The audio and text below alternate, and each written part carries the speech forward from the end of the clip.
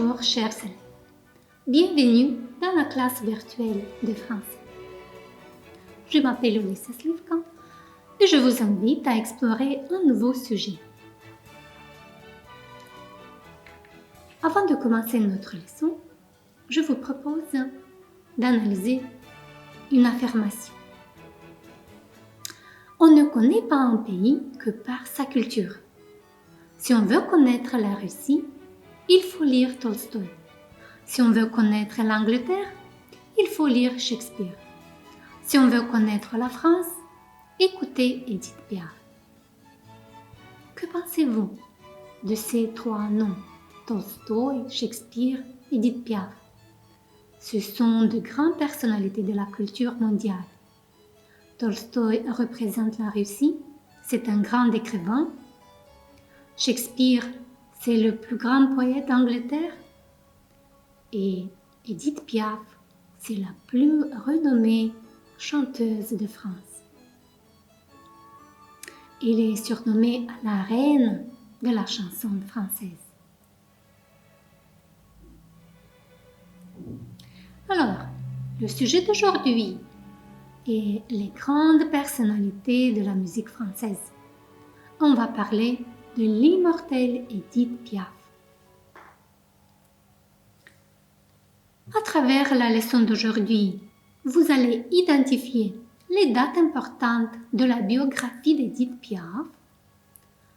Vous allez découvrir l'importance d'Édith Piaf pour la musique française. Et on va réaliser une chronique de chansons.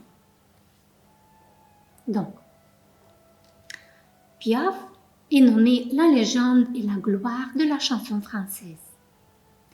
Elle-même a dit « Ma vraie vocation à chanter, chanter quoi qu'il arrive. Mes chansons, c'est moi, ma chair, ma tête, mon cœur, mon âme. Mes chansons, c'est ma vie. »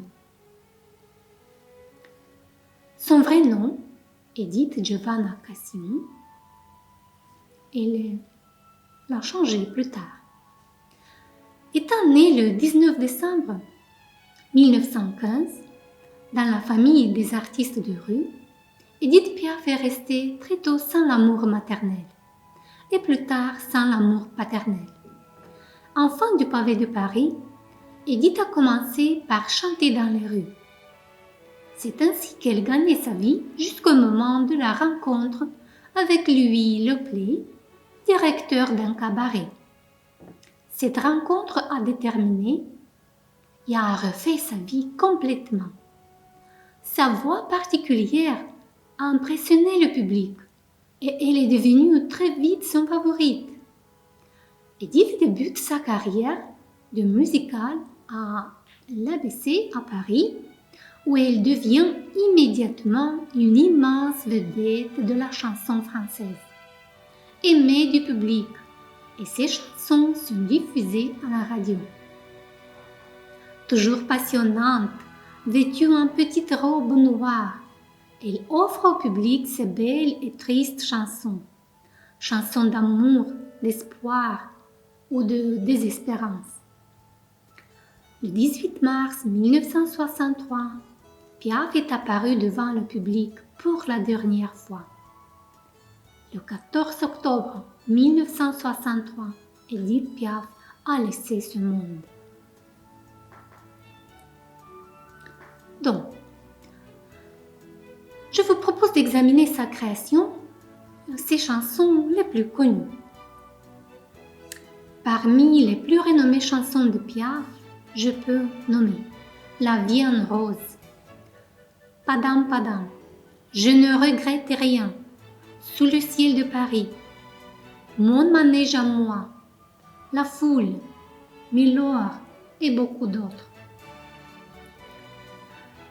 Mais aujourd'hui, je veux parler d'une chanson que personne ne peut oublier. C'est la chanson la plus renommée d'Édith Piaf. Non, je ne regrette rien. Qu'est-ce que l'on sait de cette chanson? C'est ma vie. C'est ce qu'aurait dit Édith Piaf en entendant Non, je ne regrette rien. pour la première fois.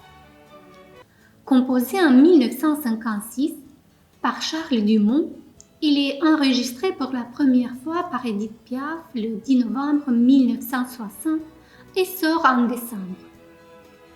Ce n'est pas dans une salle de spectacle, mais à la télévision que les Français ont entendu pour la première fois Edith Piaf chanter « Non, je ne regrette rien ».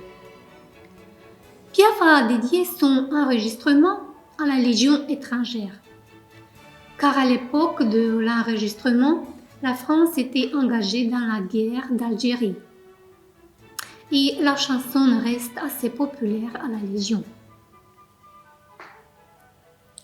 Maintenant, chers élèves, fermez les yeux et imaginez-vous que vous assistez au concert de la reine Piaf.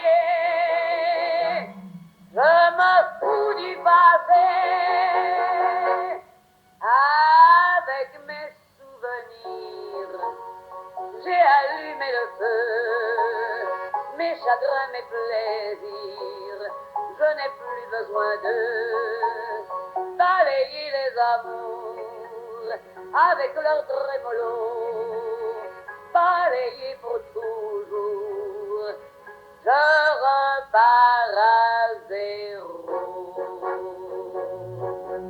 Non, rien de rien,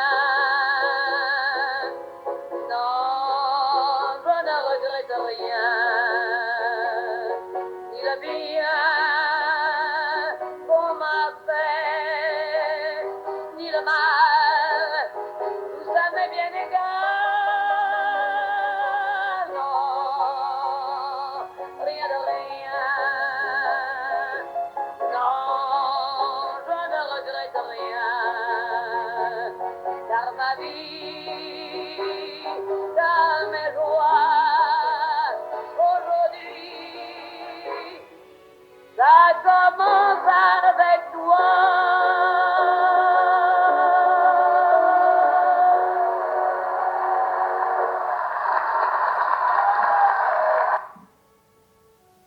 C'est une chanson splendide, non?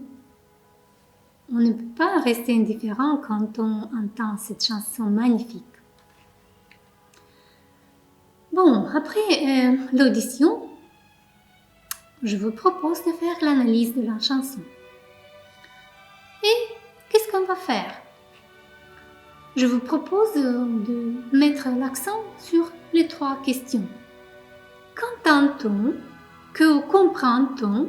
Et que ressent-on? Donc, qu'entend-on? Quels sont les instruments que vous entendez? Si vous avez été attentif, on a entendu une orchestre entière, beaucoup d'instruments. Comment était le tempo? Il est lent ou rapide? Oh, je pense que c'est un tempo plutôt lent. Le rythme est soutenu ou un peu marqué? Je pense que c'est un rythme soutenu. Quel est le style de musique? Oh, c'est une chanson assez magnifique qu'on peut le mettre dans différents styles. La mélodie est-elle importante? Bien sûr, les paroles sans la mélodie n'ont aucune importance. C'est la mélodie qui change l'état d'esprit quand on entend cette chanson. Comment peut-on la catégoriser ou la décrire, cette mélodie? Émouvante, déjà entendue ou originale? Je pense qu'elle est assez émouvante et originale. On ne peut pas la répéter. Comment est la voix de la chanteuse? Elle est rocailleuse, suave, entêtante, aiguë ou grave, chaude ou froide? Je pense que sa voix est suave, mais aussi un peu grave, car c'est la tonalité de la mélodie. Et bien sûr qu'elle est chaude. Plus loin, que comprend-on? La construction du texte est-elle classique, c'est-à-dire refrain-couplet, ou inhabituelle? Si on examine le texte, alors on peut dire quelle est la construction est classique. Il y a du refrain et des couplets. Fait-on usage de rimes? Bien sûr, sans des rimes, le texte ne sera pas original. De quoi parle cette chanson? Le sujet est-il banal, sans intérêt, ou au contraire, surprenant, audacieux? Je pense que le sujet est assez intéressant quand elle parle surtout de l'amour, de la vie, de tout ce qui tient de notre âme. L'interprète s'approprie-t-il le texte de façon sérieuse, grave ou détachée, ironique? Ici, on peut dire deux choses. Que Piaf est assez sérieuse quand elle chante cette chanson, mais elle peut être aussi ironique en ce qui concerne les problèmes de la vie, ou la vie en général. Plus loin, que ressent-on? C'est le point le plus important d'après moi. Et il faut répondre aux questions. Qu'est-ce que je ressens quand j'écoute cette chanson? Est-ce qu'elle m'agace, m'ennuie, me rend joyeux ou triste? Me donne-t-elle envie de danser? Je suis sûre que vous êtes de même avis que moi, qu'on ne peut pas rester indifférent quand on entend cette belle chanson. Et il nous rend joyeux et tristes en même temps. Mais on ne peut pas rester indifférent. Il me fait danser et pleurer en même temps. À quoi me fait-il penser? Il me fait penser à la vie, à l'amour, aux hommes, à la famille peut-être, ou à la guerre, ou au temps qui passe. Il y a beaucoup de choses à quoi je peux penser quand j'entends cette chanson. Quelle image évoque-t-elle? Résonne-t-elle en moi? Je suis sûre que dans vos âmes, cette chanson va résonner beaucoup de temps. Bon, maintenant, quand on est tout proche de la fin, je vous propose d'être vous-même des critiques musicaux. Vous conseillez ou pas d'écouter cette chanson? Pour vous aider, pour vous exprimer votre avis, je vous propose quelques expressions. C'est génial, c'est nul, ça me plaît ou pas, ça me touche, me parle, me bouleverse, m'indiffère ou me choque. Il faut maintenant vous positionner, nous donner votre avis. N'hésitez donc pas à vous exprimer, à parler de vous, à chercher ce que cette chanson a provoqué en vous, adolescent de 2021.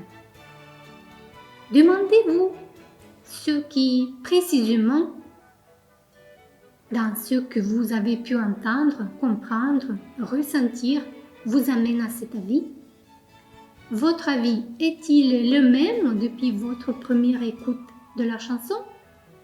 Ou votre sentiment a-t-il changé après l'analyse? Si oui, pourquoi?